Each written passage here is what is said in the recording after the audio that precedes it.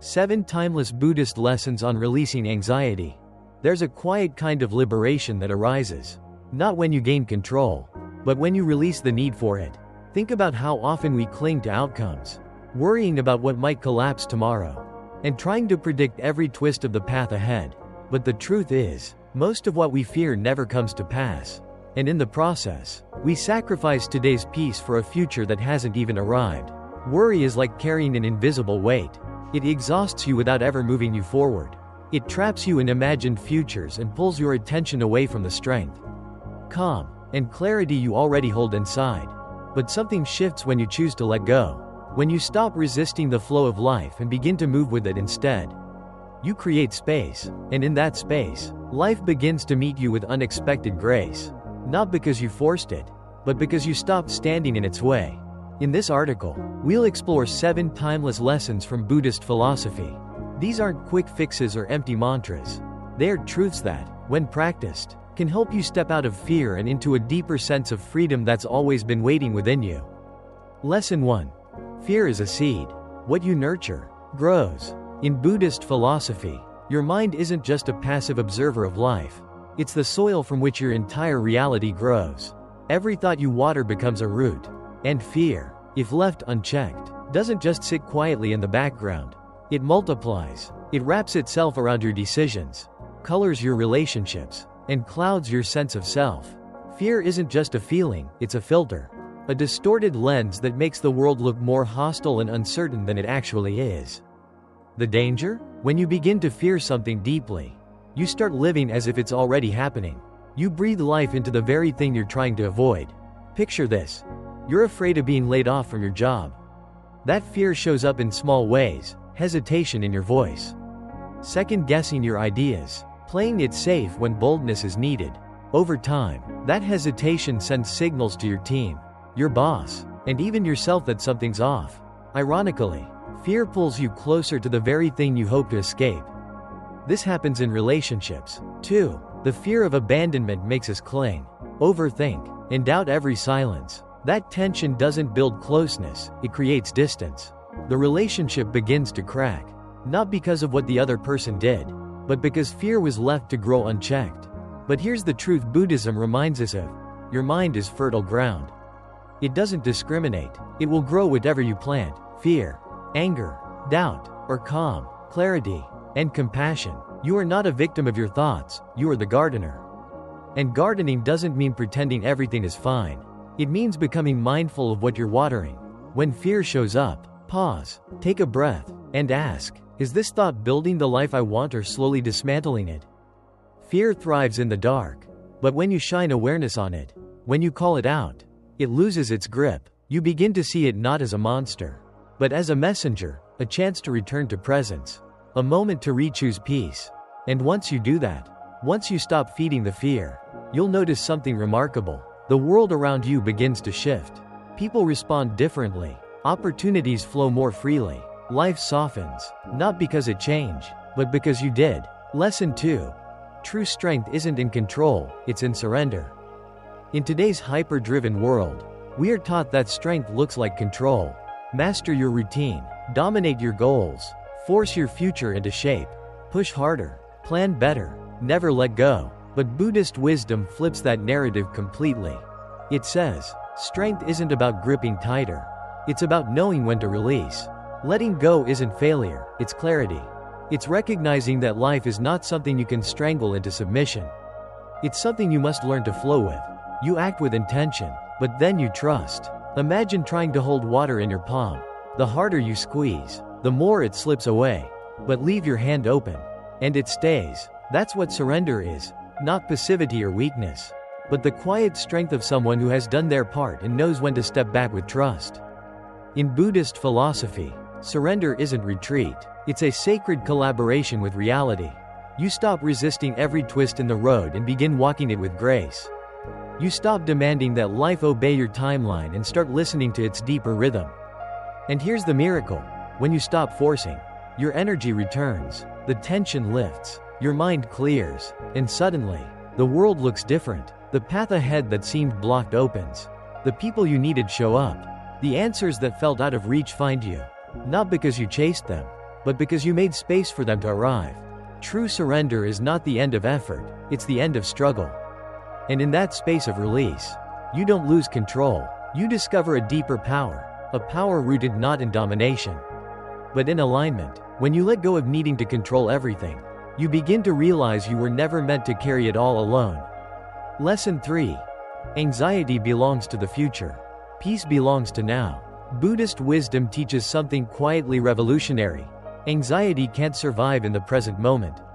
It feeds off anticipation, imagined futures, and worst-case scenarios. It thrives in the mental fog of what if and what might go wrong. But here's the thing, none of that is real. It's all a movie your mind is playing in advance, a script that hasn't even begun. So the next time you feel anxious, pause and ask, where is my mind right now? Chances are, it's sprinting ahead, constructing stories, anticipating pain, and trying to solve problems that haven't even happened.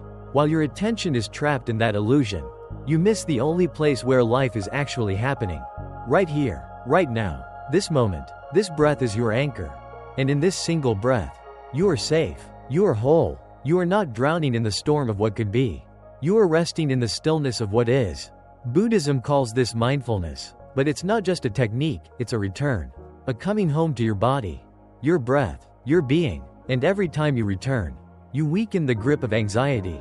You stop pouring energy into a future that hasn't arrived and begin to reclaim your peace one breath at a time.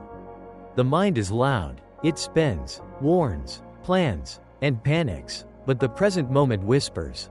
And if you listen closely, it tells you the truth. There is nothing to fear right now. There is only this breath, this heartbeat, this quiet space where life meets you. Peace isn't a place you chase. It's a presence you remember. Lesson 4. Most of the weight you carry was never real to begin with. So much of the heaviness we feel isn't from life itself. It's from the stories we tell ourselves about what might happen. Buddhist wisdom gently reminds us that our deepest anxieties rarely come from reality, they come from imagination. We become authors of endless tragedies that never take place. We carry these imagined fears like stones in a backpack, heavy, invisible, and entirely optional. Why does this happen? Because the human mind is brilliant at storytelling. It's like a novelist who refuses to take a day off. It scripts scene after scene of what could go wrong. And while these stories live only in our heads, our bodies begin to react as if they're already happening. We start defending ourselves from threats that don't exist. We act tense. We close off. We brace for storms that may never come. But here's what Buddhism teaches with such clarity. Just because a thought appears doesn't mean it's the truth. The mind can imagine anything. It doesn't mean you need to live inside every script it writes. Think back. How many times have you feared a situation only to realize it wasn't nearly as bad as your mind predicted? How often has the thing you dreaded passed quietly or never happened at all? Worry distorts reality. It pulls distant fears so close that we start reacting to shadows, not facts. And in doing so, we miss what's actually here, this peaceful breath, this simple moment. So the next time you feel yourself spiraling, pause, take one conscious breath, and gently ask, is this happening right now or is it just a thought? That one question can return you to the present. And the present is almost always gentler than your imagination. Let those imagined burdens fall away. You never needed to carry them in the first place. Lesson 5. Letting go of control is how you begin to trust. There's a humbling but liberating truth at the heart of Buddhist wisdom. You can't surrender to life while clinging tightly to the illusion of control. You can't hold the steering wheel and still trust the road will carry you. Control and faith move in opposite directions. The more tightly you grip control, the further you drift from trust. Trying to micromanage every detail of your life is like quietly telling the universe, I don't trust you. It's a subtle form of fear, a fear that without your constant effort, things will collapse. But has all that control ever brought you real peace? Or has it just left you exhausted? We confuse hypervigilance with strength, when really it's often anxiety in disguise. Faith, in contrast, is not weakness. It's an inner knowing that says, I've done my part, now I allow life to do the rest. It's powerful because it frees you from the trap of obsessing over every detail. It lets you act with clarity, but without being attached to how things must unfold. Buddhism teaches us to release this attachment, not by withdrawing from life, But by participating with presence and humility, you plant your seeds, you show up, you nurture your effort, but you don't dig up the roots every day to check if they're growing. Some things take time. Some answers arrive only in silence.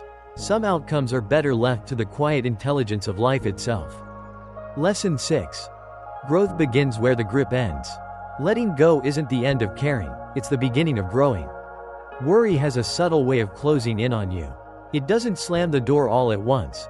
It creeps in slowly, one overly cautious decision here, one moment of overthinking there. Before you realize it, your world has gotten smaller. You start labeling fear as being careful. You shrink your voice to avoid judgment. You dim your dreams so they don't seem too risky. But here's the quiet truth. Worry doesn't protect. It limits. It places invisible fences around your potential and convinces you they're for your own good. It's like walking through life with your shoulders constantly hunched, always expecting something to go wrong. And in that tension, you stop growing, you stop reaching, you stop being fully alive. But when you begin to let go, something beautiful happens. You stop trying to control every ripple and start paying attention to what's actually yours, your breath, your response, your presence, your kindness. You begin to shift from surviving to living, from managing life to dancing with it. Picture yourself standing in a flowing river. Try to trap the water in your hands, and it slips away faster. But the moment you stop grasping, when you trust, when you float, the river carries you. That is surrender. That is growth. Letting go doesn't mean giving up. It means choosing freedom over fear.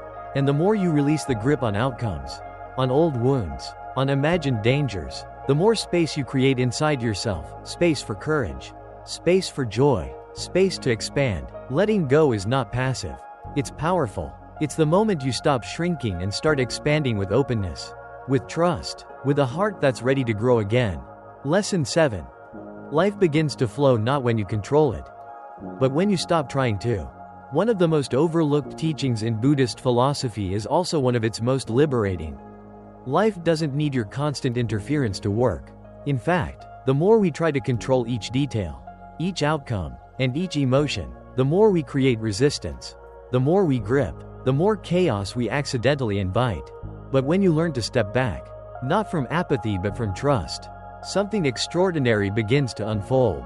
Life starts moving with a rhythm far wiser than any plan you could construct.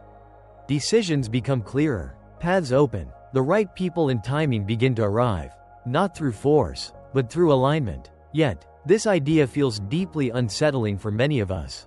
We've been conditioned to believe that control equals safety, that if we don't double-check, overanalyze, and micromanage, everything will fall apart. So we interfere, we hover, we push, we stress, we try to force conversations, chase outcomes, and speed up what isn't ready. But in doing so, we drain our energy and disturb the very peace we're longing to find. Buddhism offers a different way, a gentler, wiser path of non-interference, not as a withdrawal from life, but as an act of deep trust. Just as water finds its path through the rocks, life finds its flow when we stop damming it with fear. The more we meddle, the more we stir up mud. But when we step back, clarity returns. Bonus lesson. Choose what matters, not what feels easy. Imagine walking down a foggy path where the next step isn't clear, and the air is heavy with uncertainty. Most people stop right there. They turn back, not because they are weak, but because they have been taught to seek comfort over truth. But Buddhism teaches something different. It encourages you to keep moving forward, letting what truly matters guide your steps, even when the ground feels unstable. This is where many of us struggle. We confuse comfort with peace. But comfort isn't always peace. Sometimes it's just avoidance in disguise. It's the quiet choice to stay where things are familiar, even if they are unfulfilling, because the unknown seems too risky. So we settle. We hold on to habits that numb us, relationships that drain us, and routines that keep us small, all in the name of safety. But what's comfortable often keeps you stuck, while what truly matters requires change. Growth never comes without discomfort. Wisdom never comes without asking tough questions. And peace, the kind that comes from within, only arrives when we start choosing what's valuable over what's easy. This path won't always feel good. It may not always feel clear, but it will always feel true. So ask yourself now, what in your life feels comfortable but is quietly costing you your peace? What are you holding on to out of habit, fear, or familiarity? And what would it look like to choose differently?